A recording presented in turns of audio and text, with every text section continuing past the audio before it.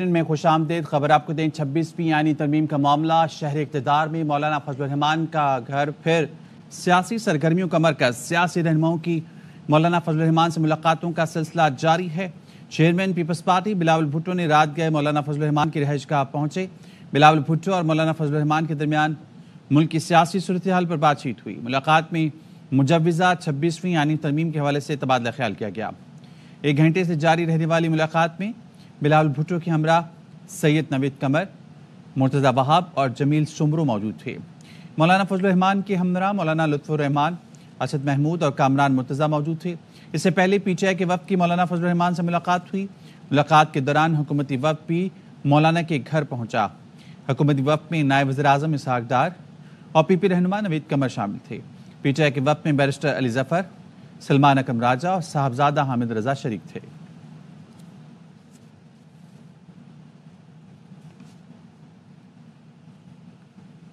پی T آئی رہنماؤں کی آج صبح 8 بجے بانی سے ملاقات کرائی جائے گی.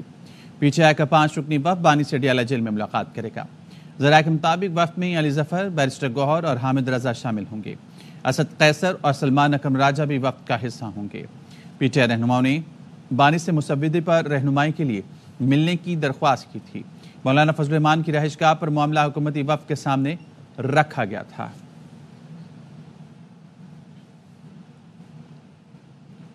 بلاول بھٹو کہتے ہیں آئینی بینچ بنوا کر ہی اسلام آباد سے واپس آؤں گا. چاہتا ہوں آئینی ترامیم اپوزیشن کے ساتھ مل کر لائیں. اپوزیشن کو قائل کرنے کی آخری کوشش کروں گا. مولانا سے کہوں گا آج کی سیاست بھول جائیں، ساتھ ہیں، ووٹ ڈالیں. اپنی کوشش میں ناکام ہوا تو پھر جمہوریت اور وفاق کے لیے دعا کرنی چاہیے. حیدرآباد میں سانحہ کارساز کی ایجاد میں جلسے سے خطاب میں کہا برابری کی عدالت بننا پڑے گی. ہم نے پی ٹی آئی کی آج بانی سے ملاقات کا بندوبست کرا دیا تھا. بہت سمجھوتوں کے بعد بھی ہمارا ساتھ نہ دیا تو مجبوری میں متنازع راستہ اختیار کرنا پڑے گا.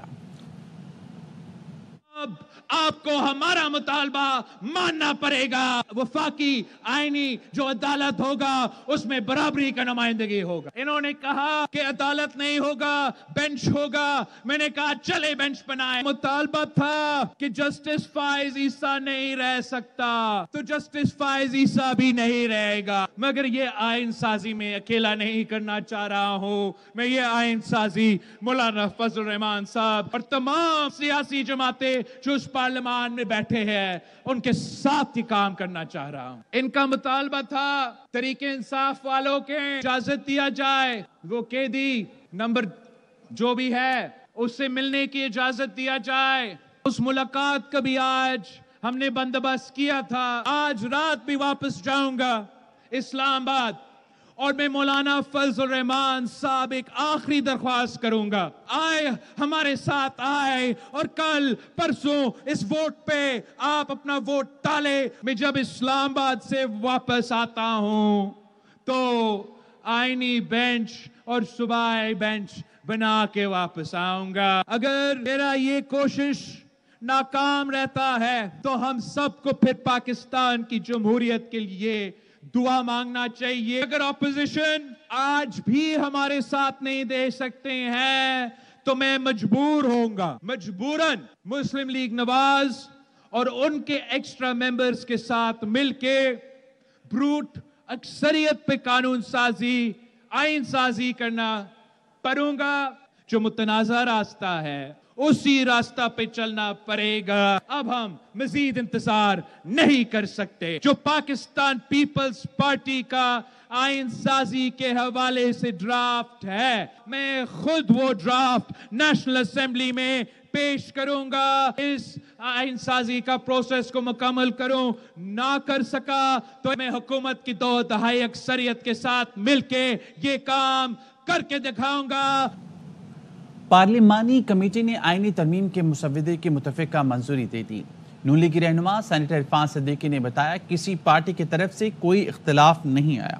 کمیٹی میں موجود پی ٹی آئی کے عامر ڈوگر نے کہا مجھے ڈرافٹ پر اتفاق ہے لیکن اپنی پارٹی کی رائے ضرور دیکھوں گا. مسودے کا فائنل ڈرافٹ تیار ہے، منظوری کے لیے کابینہ بھیجا جائے گا. بھی مسودہ کمیٹی کے سامنے آیا ہے. تارڑ صاحب نے فلی بریف کیا. پوری کمیٹی نے اس مسودے کی منظوری دے دی ہے. Final draft is ready now. P T آئی کے عامر ڈوگر صاحب تھے انہوں نے بھی اس پہ مجموعی طور پر بڑے اطمینان کا اظہار کیا ہے اس پہ، لیکن انہوں نے یہ بات کہی بھی ہے جی کہ میں چونکہ ایک پارٹی کی نمائندگی کرتا ہوں، لہٰذا میں پارٹی کی جو رائے ہوگی اس کو ضرور دیکھوں گا۔ جو ڈرافٹ سامنے آیا ہے یہ بالعموم اس سے مجھے اتفاق، اس میں مولانا کی بھی پارٹی موجود تھی اور ساری پارٹیاں موجود تھیں، کوئی اختلاف نہیں آیا۔ اب یہ مسودہ جائے گا کیبنٹ کے پاس، کیبنٹ اس کی منظوری دے گی اور اس کے بعد پھر آئدر آف دا ہاؤس کسی ایک میں آ جائے گا۔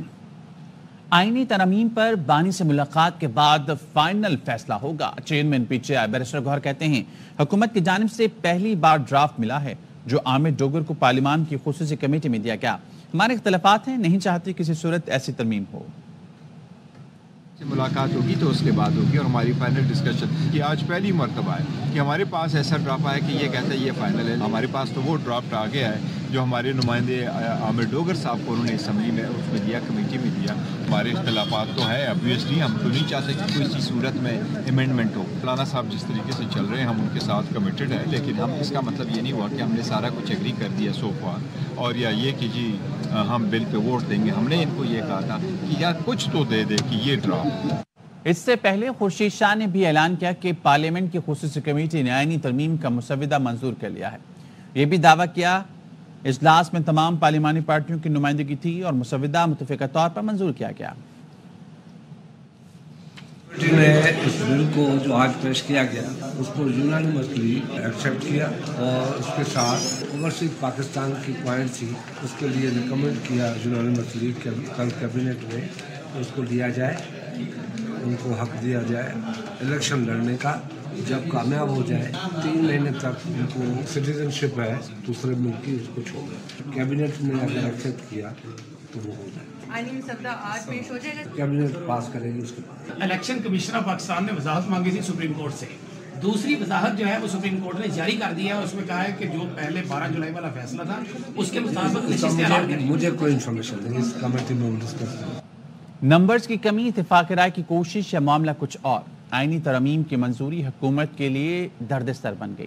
سینٹ کے اجلاس صبح 11 بجے اور قومی اسمبلی کے اجلاس دوپہر 3 بجے آج پھر بلایا گیا ہے۔ گزشتہ روز مسودہ سینٹ اور قومی اسمبلی میں پیش ہوا، نہ کابینہ سے منظور ہوا۔ وزیراعظم شہباز شریف کی زیر صدارت وفاقی کابینہ کا اجلاس آج صبح 9:30 بجے دوبارہ ہوگا۔ وفاقی کابینہ کو گزشتہ روز کے اجلاس میں پارلیمنٹ کی خصوصی کمیٹی سے منظور شدہ آئینی ترمیم کے مسودے کی منظوری دینا تھی، لیکن اجلاس بے نتیجہ ختم کر دیا گیا۔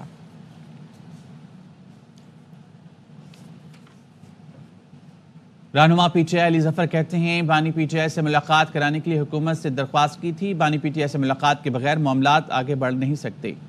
صبح جا کر بانی سے ملاقات کریں گے اور جو وہ کہیں گے آ کر بتائیں گے۔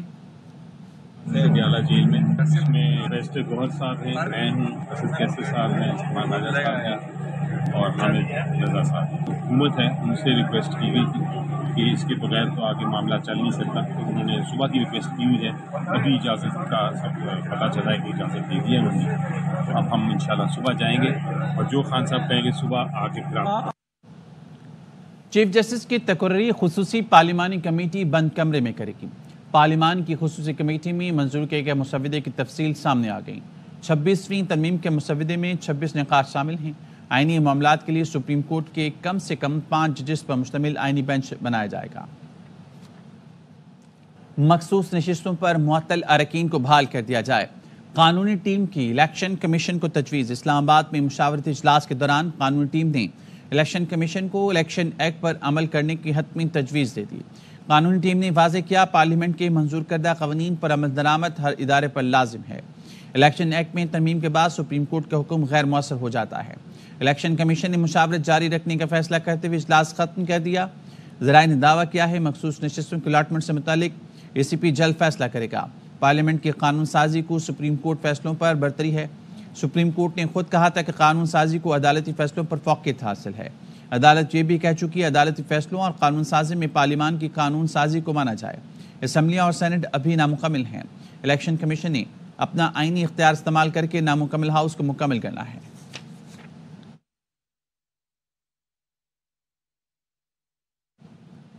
الیکشن کمیشن مخصوص نشستوں کے الاٹمنٹ سے متعلق جلد فیصلہ کرے گا۔ ذرائع الیکشن کمیشن کا بتانا ہے پارلیمنٹ کی قانون سازی کو سپریم کورٹ پر برتری حاصل ہے۔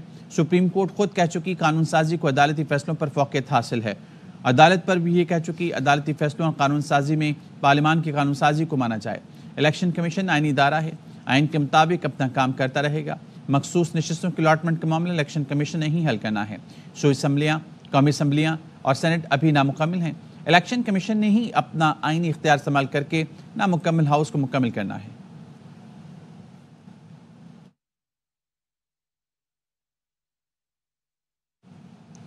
ملتان میں آتش بازی کا سامان بنانے والے مکان میں دھماکے کے نتیجے میں 3 افراد جاں بحق ہو گئے۔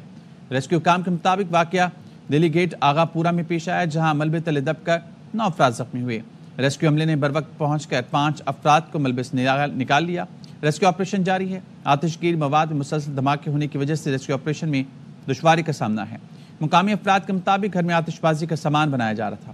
آئی جی پنجاب ڈاکٹر عثمان انور نے واقعے کا نوٹس لے کر آر پی او ملتان سے رپورٹ طلب کر لی۔ آئی جی پنجاب نے سی پی او ملتان کو واقعے کے تمام پہلوؤں سے تحقیقات کا حکم بھی دیا۔ سی پی او ملتان سمیت پولیس افسران اور نفری موقع پر موجود۔ سکھر میں پولیس ہیڈ کوارٹرز جانے والی مصروف ترین سڑک ٹوٹ پھوٹ کا شکار ہے۔ سیوریج لائن کے لیے کھودی گئی سڑک کئی ماہ بعد بھی مکمل نہ ہو سکی۔ شہریوں کو مشکلات کا سامنا ہے۔ رپورٹ کر رہے ہیں ناصر جعفری۔ ٹوٹی پھوٹی سڑک، بڑے بڑے کھڈے، مکمل طور پر مین شاہراہ اکھڑی ہوئی کھنڈرات کے مناظر پیش کر رہی ہے۔ یہ مین شاہراہ ہے، یہاں سے NICVD ہاسپٹل جاتے ہیں راستے، ہائی کورٹ جاتے ہیں، ایئرپورٹ اس طرف سے لوگ جاتے ہیں، اس کے علاوہ یہاں کی یونیورسٹی کی بسیں بھی یہاں سے جاتی ہیں۔ ابھی بھی تمام یہ ٹوٹ پھوٹ کا شکار ہے۔ سندھ گورنمنٹ سو رہی ہے، گاڑیاں ساری تباہ ہو جاتی ہیں، کھڑ یہ دیکھو ساری فریم ٹوٹ گئے، کبھی ایکسل کبھی اسٹیئرنگ ٹوٹ جاتا ہے۔ پولیس ہیڈ کوارٹر کی اہم اور مصروف ترین سڑک انتظامی بے دھیانی اور ڈرینیج کے نام پر ہونے والے کام کے باعث تباہ ہو کر رہ گئی ہے۔ یہ میئر صاحب 3 دفعہ سال میں ان کو بنواتے ہیں، پھر کھداتے ہیں۔ اب یہ 6 مہینے پہلے ان کو کارپیٹ کیا تھا نا، پھر انہوں نے کھدوا دی۔ 5 منٹ آپ روڈ بند کر دیں، اتنا ٹریفک جام ہو جاتا ہے۔ شہری کہتے ہیں کہ کئی عرصے سے سڑک ٹوٹ پھوٹ کا شکار ہے۔ شہریوں نے مطالبہ کیا ہے کہ جلد اس سڑک کی مرمت و تعمیر کی جائے تاکہ عوام کو درپیش مشکلات سے چھٹکارا حاصل ہو۔ کیمرامین محمد علی سولنگی کے ساتھ Nasir Abbas Jafri, ARY news, Sukkur. Jacobabad شہر کا تاریخی اللہ بخش پارک کھنڈرات میں تبدیل ہونے سے شہری تفریحی سہولیات سے محروم ہو گئے۔ رپورٹ کریں گے محمد موسیٰ بلوچ۔ ہوئی دیواریں، بوسیدہ بینچ، جھولے اور اڑتی ہوئی دھول، یہ مناظر ہیں جیکب آباد شہر کے اللہ بخش سومرو پارک المعروف ٹرکنڈو باغ کے۔ اس کی حالت یہ ہے کہ دھول اڑ رہی ہے اور یہاں پر کوئی سہولیات نہیں ہے۔ اس وقت یہ پارک بالکل تباہ ہے، اس میں نہ بینچ ہے، نہ گراس ہے، کچھ بھی نہیں ہے، نہ کوئی عملہ ہے یہاں دیکھ بھال کرنے کے لیے۔ شہریوں کا کہنا ہے کہ شہر میں تفریحی مقامات پہلے ہی کم ہیں۔ انتظامیہ اللہ بخش سومرو پارک کی مرمت اور تزئین و آرائش کے لیے اقدامات کرے۔ ایک تو اس کے لیے بجٹ مختص ہونی چاہیے، سالانہ بجٹ جو بھی ہو یہ اسی پر ہونی چاہیے، اور اسٹاف جو عملہ ہے وہ اسپیشلی یہاں تعینات کیا جائے۔ اللہ بخش سومرو پارک کی مرمت ہونے سے شہریوں کو تفریح کی سہولیات فراہم کی جا سکتی ہیں۔ کیمرہ ٹیم کے ساتھ محمد موسیٰ بلوچ، ARY نیوز، جیکب آباد۔ صوبائی وزیر صنعت و تجارت نے سندھ اسمال انڈسٹریز کارپوریشن کی ای کامرس ویب سائٹ کا افتتاح کر دیا۔ ویب سائٹ پر 262 مصنوعات پیش کر دی گئی ہیں۔ ویب سائٹ کا مقصد سندھ کے ثقافتی ورثے کا فروغ اور کاریگروں کی حوصلہ افزائی کرنا ہے۔ رپورٹ کریں گے انجم وہاب۔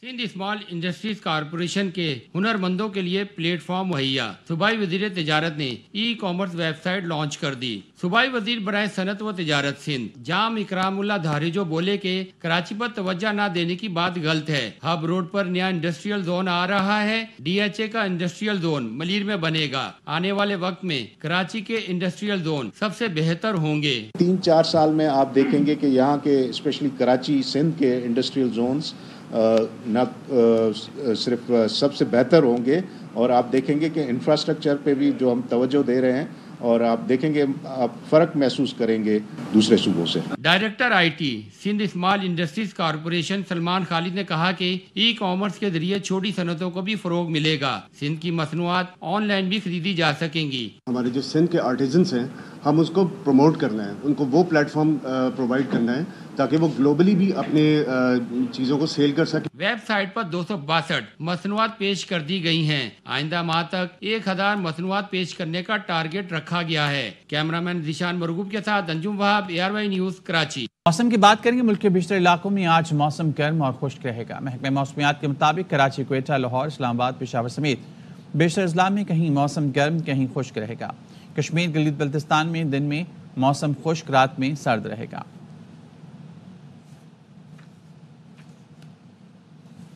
نیوز بلیٹن سے فی الحال اتنا ہی، حاضر ہوں گے ہیڈ لائنز کے ساتھ۔